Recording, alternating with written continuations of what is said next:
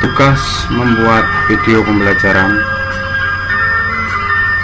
diklat online Guru Melek IT Doknit angkatan 29.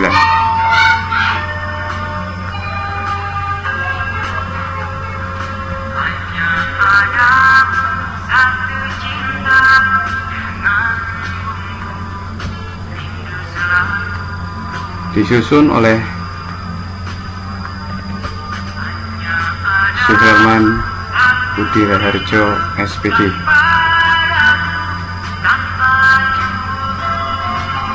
SMA Negeri 1 Talun, Kabupaten Pekalongan.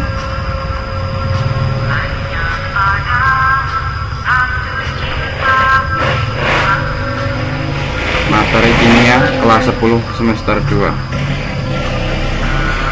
larutan elektrolit dan non elektrolit. Berdasarkan daya hantar listriknya, larutan dibedakan menjadi dua, yaitu satu, larutan elektrolit, yaitu larutan yang dapat menghantarkan arus listrik, dan yang kedua, larutan non elektrolit, larutan yang tidak dapat menghantarkan arus listrik.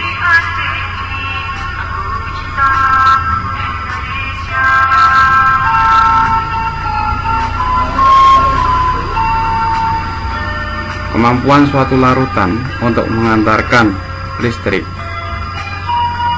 dapat diamati dengan menggunakan alat uji elektrolit. Nah, kalian bisa perhatikan gambar alat uji elektrolit seperti ini berikut. Sini ada sumber daya, ada lampu ya, yang menunjukkan indikator nanti lampu menyala atau tidak. Kalau di elektrolit maka dia akan menyala, kalau tidak elektrolit dia tidak akan menyala jika menggunakan alat uji elektrolit ini. Nah, berdasarkan kekuatan daya hantar listriknya, larutan elektrolit ini nanti dibagi menjadi dua, yaitu larutan elektrolit kuat dan larutan elektrolit lemah. Larutan elektrolit kuat mempunyai daya hantar listrik yang kuat, sedangkan yang elektrolit lemah daya hantar listriknya juga lemah.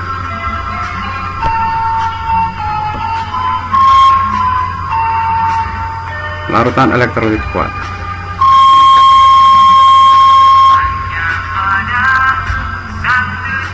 adanya gelembung dan nyala lampu yang terang itu menandakan bahwa larutan tersebut mempunyai daya hantar listrik yang kuat dan dia termasuk elektrolit kuat. Nah, mengapa hal itu terjadi? Karena molekul-molekul dalam larutan tersebut terionisasi secara sempurna menjadi ion-ion, sehingga dia akan menjadi atau dapat menghantarkan arus listrik. Di sini contohkan adalah contoh NaCl yang akan berubah menjadi Na+ dan Cl-. Di sini ada arah tanda panah yang satu arah, artinya dia terionisasi sempurna.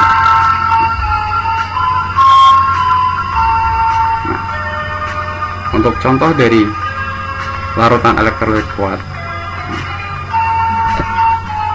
biasanya untuk senyawa dari contoh dari senyawa elektrolit kuat itu antara lain adalah asam kuat, basa kuat, dan garam-garam yang mudah larut dalam air.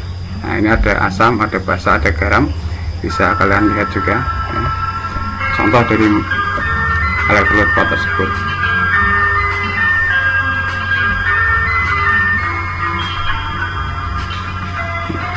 Larutan elektrolit lemah.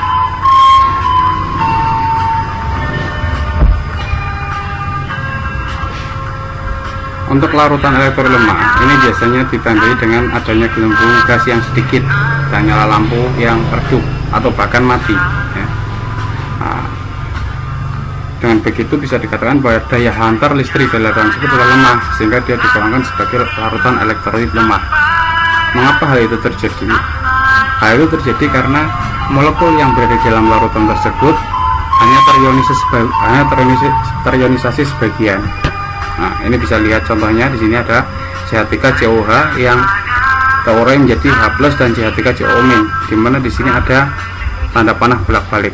Tanda panah bolak-balik ini mengindikasikan bahwa larutan tersebut tidak terionisasi secara sempurna. sehingga dia termasuk elektrolit lemah. Senyawa yang termasuk elektrolit lemah diantara lain adalah asam lemah, basa lemah, dan garam yang sukar larut dalam air. Nah, contohnya ini ada asam, ada basa, ada garam. Ya, bisa kalian lihat sendiri, bisa kalian perhatikan untuk contoh dari larutan elektrolit lemah itu tadi.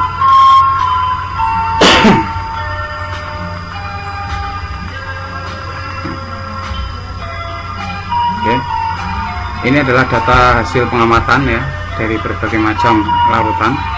Ini ada garam dapur, ada asam cuka, ada gula. Nah, termasuk di dalamnya ada jenis ikatannya. Jadi bisa disimpulkan bahwa senyawa elektrolit itu bisa berasal dari ikatan ion maupun ikatan kovalen, baik kovalen polar maupun kovalen non polar. Selanjutnya untuk ini adalah perbedaan larutan berdasarkan dari kantor listrik. Tadi dibedakan menjadi dua, yaitu elektrolit dan non elektrolit ya, dimana masing-masing dari keduanya itu mempunyai perbedaan. Oke. Selanjutnya adalah jenis larutan berdasarkan dari kantor listrik ya, ada elektrolit kuat, elektrolit lemah, dan non elektrolit. Seperti yang saya jelaskan di awal lagi, ini adalah kesimpulan dari apa yang saya jelaskan. Oke, terima kasih telah melaksanakan pembelajaran bersama saya. Jika sudah selesai nanti, jika masih belum jelas, ini bisa di copy.